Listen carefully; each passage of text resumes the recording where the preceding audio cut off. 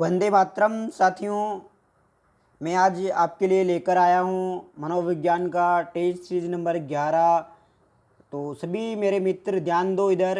अब तक जो मैं आपको 10 टेस्ट सीरीज सोल्व करवा चुका हूँ ना, उसमें बहुत यूनिक प्रश्न लिए हैं मैंने साथियों। आप जाके देखना टेस्ट सीरीज में, आपको निश्चित तौर पर आपको उनमें से नए प्रश्न लगेंगे। बहुत सारे मेरे मनोविज्ञान के बहुत से ऐसे प्रश्न होंगे जो आपको बिल्कुल न्यू देखने को मिलेंगे, बिल्कुल न्यू, कभी आपने देखे नहीं होंगे ऐसे प्रश्न आपको मिलेंगे। तो उन टेस्ट सीरीज को आप आराम से ज्वाइन करना, प्ले लिस्ट में मिल जाएगी आपको साथियों। और अब क्या करोगे, अब मैं एक चीज़ बताने जा रहा हूँ आपको साथियों। अब बनो मास्टर, अब बनो आप मास्टर। बहुत आसान हो गया आपके लिए मास्टर बनना है।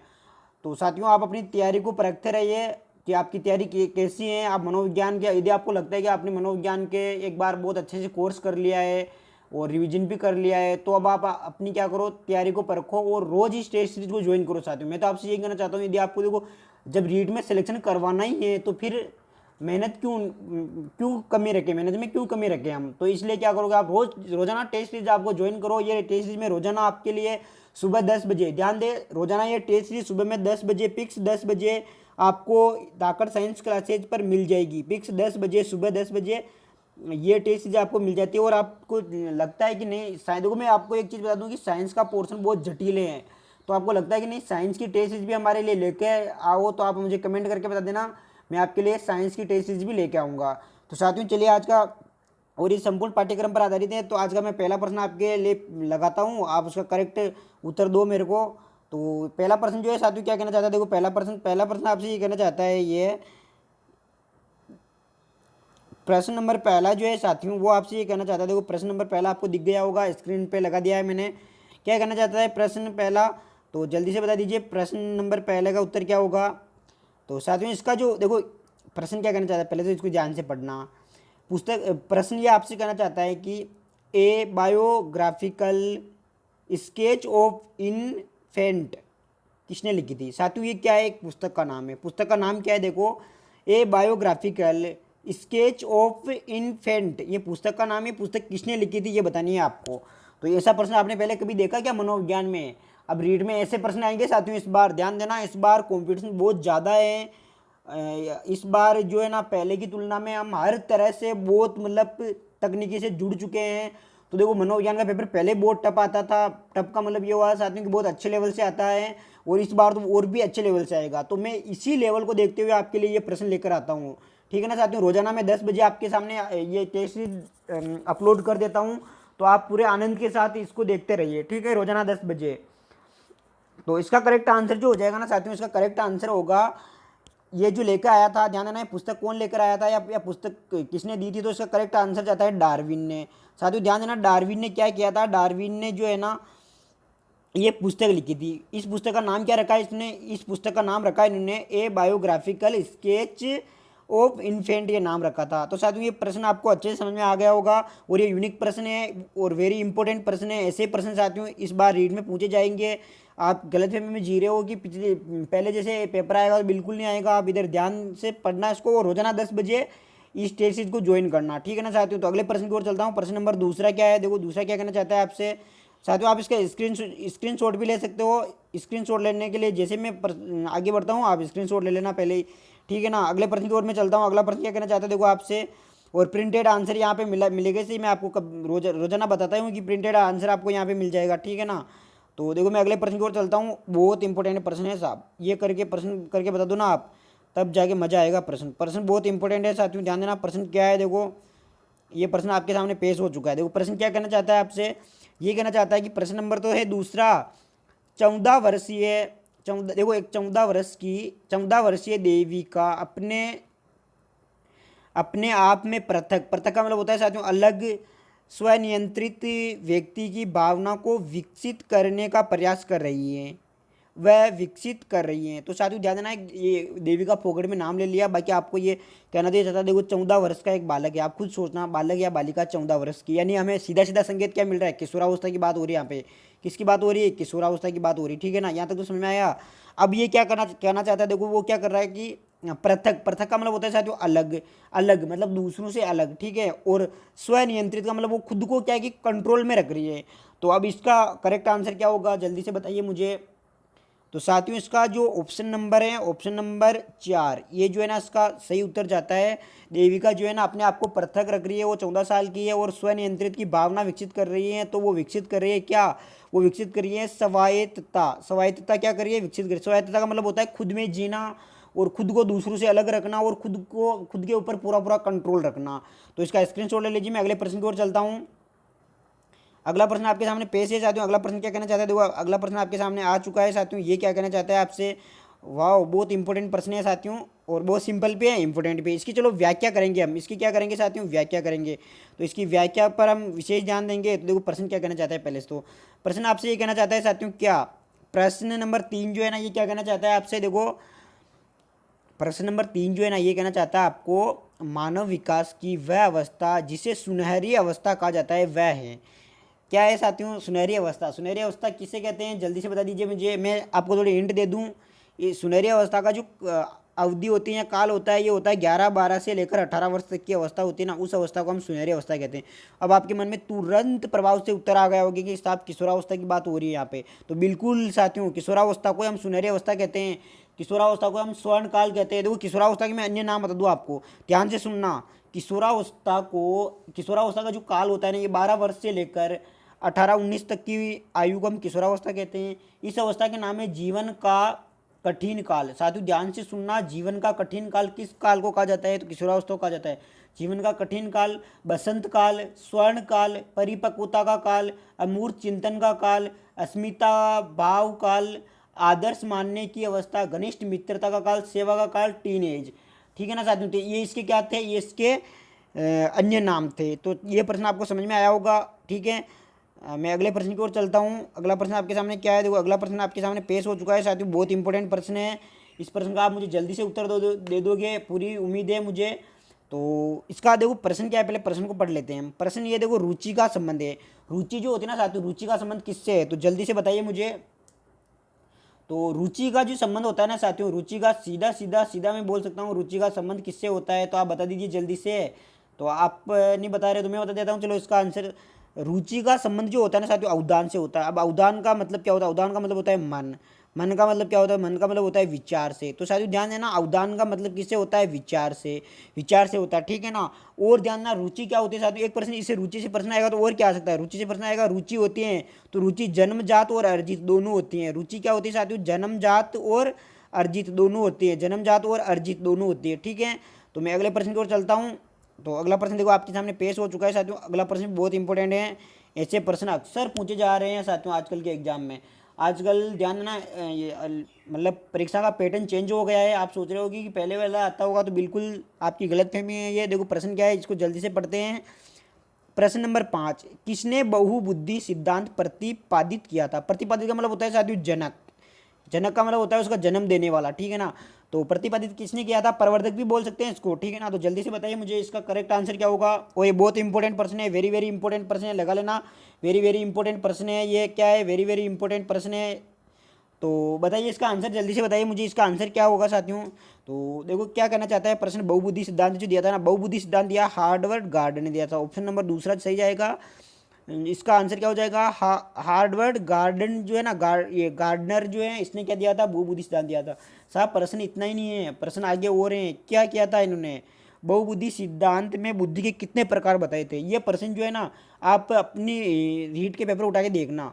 ठीक है ना, ये प्रश्न पूछा कि नहीं पूछा। बहुबुद्धि सिद्धांत जो है ना, बहुबुद्धि सिद्धांत में कितने प्रकार की बुद्धि बताई थी, बहुबुद्धि सिद्धांत में कितने प्रकार की बुद्धि बताई थी। या फिर आ सकता है कि गार्डन ने बुद्धि को के कितने प्रकार बताए, तो इन्होंने 8 प्रकार बताए थे। बताओ कितने प्रकार बताए थे, 8 प्रकार बताए थे।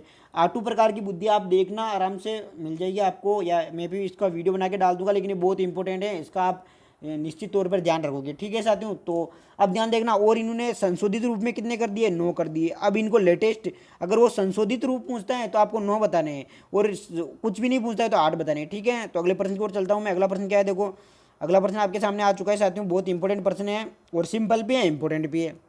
ये प्रश्न मैंने क्यों लिया इसका तो अभी आपको बाद में पता चलेगा, लेकिन पहले आप इस प्रश्न को पढ़िए। देखो प्रश्न नंबर 6 क्या है, गेस्टाल्ट का अर्थ होता है। प्रश्न नंबर 6 क्या कहना चाहता है आपको, गेस्टाल्ट का अर्थ है। बताओ गेस्टाल्ट का अर्थ क्या है। तो आप बोल रहे होंगे कि गुरुजी ये भी क्या प्रश्न लेने आए क्या, ये तो बहुत सिंपल प्रश्न है। अरे हाँ, मैं बोल रहा हूँ सिंपल प्रश्न है, लेकिन अभी देखो तो सही आगे क्या होने वाला है। ठीक है ना। तो इसका जो देखो अर्थ होता है पूर्णाकार। पूर्णाकार का ही एक पर्यायवाची है क्या, पर्यायवाची है इसका समग्र, समग्र या समग्राकार, ठीक है ना, समग्राकार। सब यहाँ तक तो क्लियर है। अब ध्यान देना, ये मैंने प्रश्न क्यों लिया, ये प्रश्न ये लिया है कि ये संज्ञान जो है ना, संज्ञान, ये शब्द किसने काम में लिया था, तो ये जीन पियाजे ने लिया था। किसने लिया था, हमारे जीन पियाजे ने लिया था, ठीक है ना, जीन पियाजे ने लिया था। तो समझ में आई नहीं आई ये चीज़, ये समझ में आएगी होगी, जीन पियाजे ने लिया था। अंतर्दृष्टि किसने लिया था, अंतर्दृष्टि जो होता है ना साथियों, ये गेस्टाल्ट वाल्ड का ही शब्द है। ये अंतर्दृष्टि को हम सूझ भी बोलते हैं। अब आप सोच रहे होंगे कि साहब ये सूझ कौन सी बीमारी है, तो सूझ बीमारी नहीं है साथियों, ये क्या है, सूझ जो है ना अचानक प्राप्त होने वाला ज्ञान, ठीक है ना। अनुबंधन जो है ना, ये थॉर्नडाइक ने काम में लिया था। तो ये प्रश्न क्यों लिया, समझ में आ गया ना चीज़। चलिए अगले प्रश्न की ओर चलता हूँ मैं जल्दी से। तो अगला प्रश्न आपके सामने पेश है चाहती हूँ, बहुत इंपॉर्टेंट प्रश्न है, इसकी व्याख्या व्याख्या इंपॉर्टेंट है। ये प्रश्न कहाँ से लिया आपको समझ में आ रहा होगा, इंपॉर्टेंट प्रश्न है। देखो क्या कहना चाहता है प्रश्न, इसको ध्यान से देखना। प्रश्न क्या है साथियों, इसको ध्यान से देखना, प्रश्न क्या है तो ध्यान देना इसका। देखो प्रश्न को पढ़ते हैं पहले तो, जिन इच्छाओं की पूर्ति नहीं होती है उनका भंडार ग्रह निम्नलिखित में से कौन सा है। मतलब कि साथियों बहुत इंपॉर्टेंट प्रश्न है। प्रश्न कहाँ से उठा है, ये इसके बारे में थोड़ी हिंट दे दूं आपको। ये प्रश्न जो है ना साहब, ये प्रश्न उठा है हमारे सिगमंड फ्राइड को लेकर। अब आप सोच रहे होंगे कि साहब ये सिगमंड फ्राइड कौन है, तो सिगमंड फ्राइड मनोविश्लेषणवाद का जो सिद्धांत दिया था ना व्यक्तित्व के निर्माण के लिए, मनोविश्लेषणवाद का जो सिद्धांत दिया था ना, वही सिगमंड फ्राइड है ये। तो अब आपको समझ में आ गया होगा कि इसका करेक्ट आंसर। तो साथियों आप सोच रहे होंगे साहब मैंने तो ये भी पढ़ा है, मैंने तो ये भी पढ़ा है, मैंने तो ये भी पढ़ा है, मैंने तो ये भी पढ़ा। आप डिसाइड नहीं कर पा रहे कि इसका सही उत्तर क्या होगा। तो इसके लिए मैं एक ट्रिक बताता हूँ आपको, देखो ठीक है ना। इसके लिए दमित, ये यहाँ पे लिखा देखो, जिन इच्छाओं की पूर्ति नहीं होती है उन्हें कहते हैं हम दमित इच्छा। क्या है साथियों, दमित इच्छा, ठीक है ना, दमित इच्छा कहते हैं साथियों। देखो जिनकी पूर्ति नहीं होती ना उसका दमन करना, दमन करने का मतलब दमित इच्छा, ठीक है ना। दमित इच्छा का साथियों यहाँ पे क्या है बताओ, द है, और केवल आपको इदम देखना है, इदम। तो करेक्ट आंसर क्या हो जाएगा, ऑप्शन नंबर 4। यहाँ पे देखो ये द, यहाँ पे भी द है पहला अक्षर, और इसमें इदम में भी ये पहला अक्षर द है। तो आपको केवल इदम देखना है, बाकी दूसरा कोई देखना ही नहीं है। बताओ इसमें ये है लेकिन इसके साथ में ये है, इसलिए क्रॉस हो गया। बाकी इनमें आपको कहीं पे द दिख रहा है क्या, नहीं दिख रहा। तो इसमें क्या है कि द को मिलाना है। तो इसका मतलब क्या हो जाएगा, इच्छाओं की पूर्ति नहीं होती है उसे दमित इच्छा कहते हैं। तो ठीक है ना साथियों, यहाँ तक समझ में आया ये चीज़। अब क्या है, अब आगे इसकी व्याख्या बहुत इंपॉर्टेंट है। देखो क्या, इदम जो होता है ना, इदम, इदम जो होता है ना, इसको ये किस में होता है, तो इदम जो होता है साथियों बाल्यावस्था में सर्वाधिक होता है। बाल्यावस्था में क्या क्या होता है, देखो ध्यान रखना, बाल्यावस्था ये इदम की क्या क्या गुण होते हैं। इदम जो होता है ना पशु प्रवृत्ति का होता है, स्वार्थी होता है, लालच होता है, असहयोगी होता है, और शारीरिक इच्छाएं बहुत प्रबल होती है, मानसिक इच्छाएं बहुत दुर्बल होती हैं, और इन्हें दमित इच्छाओं का भंडार कहते हैं। अब आप सोच रहे हैं साहब ये अहम क्या होता है, तो अहम जो होता है ना साथियों, अहम इसे इग्गो बोलते हैं। ये युवावस्था में सर्वाधिक होता है, इंसानी प्रवृत्ति का होता है, वास्तविकता में जीता है, मिलनसार होता है, सहयोगी सहयोग का भाव होता है इसमें, और पूर्णता का भाव होता है। साथियों ये प्रश्न कई बार आया हुआ है कि हम विवाह करने के मजबूर, हमें कौन सा घटक, इनमें से कौन सा घटक हमें विवाह करने के लिए मजबूर करता है, तो वो करता है अहम। याद कैसे रखोगे, देखो अहम, हम का मतलब क्या होता है, हम, हमारा भी परिवार होना चाहिए, हम आ गए ना, हम भी क्या हो, हमारे भी बीबी हो, बच्चे हो। तो ये क्या करता है साथियों, ध्यान देना, ये जो है ना विवाह करने के लिए मजबूर करता है कौन, अहम। अहम क्या करता है, हमें विवाह के लिए मजबूर करता है। अब आप सोच रहे होंगे कि साथियों ठीक है ना, ये परा अहम क्या होता है, पर अहम या परा अहम क्या होता है, तो ये जो है ना वृद्धावस्था में पाया जाता है, बलिदानी त्याग समर्पण की प्रवृत्ति होती है, और दूसरों के लिए जीते हैं ये, ठीक है। तो और सबसे अच्छा घटक कौन सा होता है, तो साथियों सबसे अच्छा घटक जो होता है ना अहम होता है। क्यों, क्योंकि इसमें जो शारीरिक इच्छा और मानसिक इच्छा, शारीरिक इच्छा और मानसिक इच्छा का बराबर होते हैं। तो साथियों इस प्रश्न में मैंने आपको पूरा ही मनोविश्लेषणवाद का जो सिद्धांत है ना सिगमंड फ्राइड का, उसकी व्याख्या कर दी पूरी की। तो बताओ कितना अद्भुत है कि नहीं, आप खुद कमेंट करके मुझे जरूर बताइए। तो अगले प्रश्न की ओर चलता हूँ मैं। अगला प्रश्न आपके सामने पेश हो चुका है। देखो अगला प्रश्न क्या कहना चाहता है आपसे, अगला प्रश्न भी इंपॉर्टेंट है साथियों। क्या कहना चाहता है आपसे, ये प्रश्न ये कहना चाहता है, देखो प्रश्न नंबर 8वां है, कौन सी विधि उपागम में समान प्रयोजन है, यहाँ पे प्रयोजनों का मापन उनके विकास की विभिन्न अवस्थाओं पर लिया जाता है। साथियों प्रश्न बहुत इंपॉर्टेंट है। पहले तो आप क्या करोगे, वेरी इंपॉर्टेंट लगा लेना, इस प्रश्न पर वेरी इंपॉर्टेंट लगा लोगे। फिर क्या करोगे आप, फिर इसका उत्तर दोगे। एक ऑप्शन आपको दिखाई नहीं दे रहा तो मैं इसको क्या अगला ऑप्शन पे आपको दिखा दूँ। देखो अगला ऑप्शन पे अब आपको दिख गया होगा, ठीक है ना साथियों। तो अब आप मुझे बताइए इसका करेक्ट आंसर क्या होगा। तो इसका करेक्ट आंसर जो जाता है ना साथियों, इसका करेक्ट आंसर जाता है हमारा ऑप्शन नंबर पहला। अब कैसे, ये क्या क्या रहा, देखो विधि की बात करा, कौन सी विधि है, उपागम में समान प्रयोज्यों का मापन उनके विकास की विभिन्न अवस्थाओं पर लिया जाता है। तो ये साथियों दीर्घकालीन अध्ययन विधि। क्यों, क्योंकि आप खुद सोचो, अगर आपको मापन करना और विकास का अगर ये विभिन्न अवस्था जाननी है ना, तो आपको दीर्घकालीन अध्ययन ही करना पड़ेगा, ठीक है ना। तो मैं अगले प्रश्न की ओर चलता हूँ, ध्यान देना साथियों। अगला प्रश्न है, अगला प्रश्न क्या है आपके सामने, देखो आ चुका है। सिंपली प्रश्न है, इतना कोई जटिल प्रश्न नहीं है। क्या कहना चाहता है, देखो ये प्रश्न ये कहना चाहता है आपको सक्रिया, जो ये सक्रिया है, सक्रिया अनुक्रिया अनुबंधन सिद्धांत के अंतर्गत अधिगम संबंध है। साथियों ये सक्रिया का मतलब ये होता है एक्टिव, एक्टिव वाला ये है वो अधिगम। तो इसमें करेक्ट आंसर क्या होगा 90 का। ये प्रश्न इंपॉर्टेंट है, तो इसका करेक्ट आंसर जो जाता है ना साथियों, ये जाता है हमारा, ये जो जाता है ना, ये जाता है हमारा अनुक्रिया उद्दीपक को। किसको जाता है, अनुक्रिया उद्दीपक को। इसका करेक्ट आंसर हो जाएगा थॉर्नडाइक से संबंधित है। आज का 10वां प्रश्न आपके सामने है साथियों, बहुत इंपॉर्टेंट प्रश्न है। मैं प्रत्येक यूनिट से 6 प्रश्न लेता हूँ। इस प्रकार हमारे कुल 12 प्रश्न होते हैं, और 12 ही प्रश्न रोजाना आपको धाकड़ साइंस क्लासेज पर सब्सक्राइब कर लीजिए इसको। तो ये रोजाना आपको कितने 10 बजे मिल जाएंगे, सुबह सुबह की 10 बजे, ठीक है। तो प्रश्न क्या है, देखो प्रश्न नंबर ये है 10। ये कहना चाहता है आरटेड एक्ट 2009 के अनुसार प्राथमिक विद्यालयों में शिक्षकों को प्रति सप्ताह कुल कितने घंटे की योजना बनाकर कार्य करना होता है। सब इसके उत्तर दे देंगे मेरे को ऐसे ही लग रहा है कि सब बच्चे क्या करेंगे, मेरे साथीगण उत्तर दे देंगे। तो जल्दी से मुझे उत्तर दे दीजिए इसका। तो साथियों ध्यान देना, इसका करेक्ट आंसर होगा 45 घंटे। 45 घंटे जो होते हैं ना, ये एक शिक्षक कार्य करना चाहिए। इसीलिए तो मैं आपको बोल रहा हूँ, शिक्षक की भर्ती जो होती है ना साथियों, बहुत इंपॉर्टेंट होती है। देखो आरटीए ने क्या कर दिया कि आप सोचो 7 घंटे में साथियों आप कंपनी में जाओ ना, आपका तेल पाड़ देंगे। वो तेल पाड़ने का मतलब ये हुआ कि साथियों मतलब 7 दिन में आप 10-10 घंटे 12-12 घंटे काम करवाते हैं वो। और यहाँ पे कितने घंटे साथियों, ओनली एक सप्ते में 45 घंटे। कितने साथियों, एक सप्ते में 7 दिन का सप्ताह होता है, इसमें कितने ओनली 45 घंटे की होनी चाहिए, ठीक है ना साथियों। तो अब बताओ ये सिंपल है कि नहीं है, बहुत सिंपल है। और रीट की भर्ती ऐसी वैकेंसियाँ बार बार नहीं आती, इसलिए तो मैं बोल रहा हूँ आपको मेहनत अधिक करो। चलो इसकी व्याख्या करते हैं अब, ठीक है ना। अब क्या है साथियों, ध्यान देना, अगर प्राथमिक स्तर की बात की जाए ना, तो पूरे साल में विद्यालय 200 दिन चलेगा। ये प्रश्न भी कौन कहता है, आरटेड कहता है 200 दिन चलेगा। और ध्यान देना कितने क्लांस हो सकते हैं अधिकतम, तो 800 क्लांस हो सकते हैं अधिकतम, ठीक है। और यदि हमारा उच्च माध्यमिक विद्यालय है, उच्च माध्यमिक का मतलब जैसे कि प्राथमिक विद्यालय नहीं उच्च माध्यमिक है, तो इसमें क्या क्या करना है साथियों, यहाँ पे आपको 20 दिन जोड़ देने हैं इसमें, और यहाँ पे 200 दिन जोड़ देने, 200 क्लास जोड़ देने हैं। अगले प्रश्न की ओर चलता हूँ। आज का 11वां प्रश्न आपके सामने आ चुका है। ये प्रश्न बहुत इंपॉर्टेंट है साथियों, ये प्रश्न बहुत इंपॉर्टेंट। ये प्रश्न आप करके बताओ तो ही जानूँ मैं आपको, ठीक है ना। प्रश्न क्या कहना चाहता है, तभी मैं मानूंगा कि आप रीट की तैयारी बहुत अच्छे से कर रहे हो, वरना ये प्रश्न नहीं करोगे ना तो मैं मान लूंगा कि आप रीट की तैयारी बहुत स्लो कर रहे हो, धीरे धीरे कर रहे हो, ठीक है। प्रश्न क्या कहना चाहता है, देखो प्रश्न ये कहना चाहता है आपको, प्रश्न नंबर 11 है, शिक्षा में आईसीटी के उपयोग के संदर्भ में कौन सा कथन गलत है। साथियों पहले चीज़ तो आप देख लेना, गलत देखना है आपको, ठीक है। तो क्या होगा इसका करेक्ट आंसर, इसका मतलब इसमें से 3 तो सही है, 1 गलत है। पहला ऑप्शन क्या कहना चाहता है, देखो बड़ी संख्या में शिक्षार्थी को शिक्षा से जोड़ना संभव होगा, बिल्कुल ठीक है साहब। अध्यापक की आवश्यकता नहीं होगी, सोचेंगे साहब। अध्यापक की भूमिका सहजकर्ता के रूप में रहेगी, शिक्षा ज़्यादा प्रभावी होगी। तो इसमें मेरे को देखो कौन सा गलत लग रहा है, साफ साफ ये गलत लग रहा है साथियों। ये जो है ना आईसीटी, ये कभी नहीं कहता क्या इसमें अध्यापक की आवश्यकता नहीं होगी, ठीक है ना साथियों। अगले प्रश्न की ओर चलता हूँ मैं। अगला प्रश्न क्या है, देखो आपके सामने आज का लास्ट फाइनल अंतिम प्रश्न आ चुका है साथियों। क्या कहना चाहता है प्रश्न को ध्यान से देखना, क्या कहना चाहता है प्रश्न आपसे। प्रश्न आ चुका है आपके सामने, देखो क्या कहना चाहता है प्रश्न, इसको ध्यान से ही देखना आप, ठीक है ना।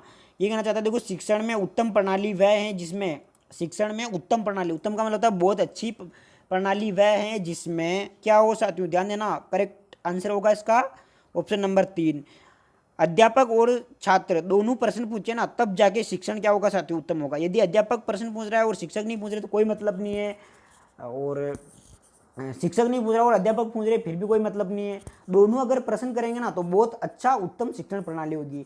तो साथियों ये आज की थी हमारी टेस्ट सीरीज नंबर 11, कैसी लगी कमेंट करके जरूर बताइए। और रोजाना इस टेस्ट सीरीज को ज्वाइन करने के लिए सुबह 10 बजे हमारे चैनल पर आ जाइए आप, फिक्स 10 बजे आपको ये टेस्ट सीरीज मिल जाती है साथियों। और यदि आप इसका पीडीएफ प्राप्त करना चाहते हो तो हमारे धाकड़ साइंस क्लासेज के टेलीग्राम ऐप को ज्वाइन कीजिए, इसकी लिंक डिस्क्रिप्शन में आपको मिल जाएगी, ठीक है साथियों। मिलते हैं नेक्स्ट वीडियो में, तब तक के लिए पढ़ते रहिए, आगे बढ़ते रहिए, मुस्कुराते रहिए। वंदे मातरम, जय श्री राम।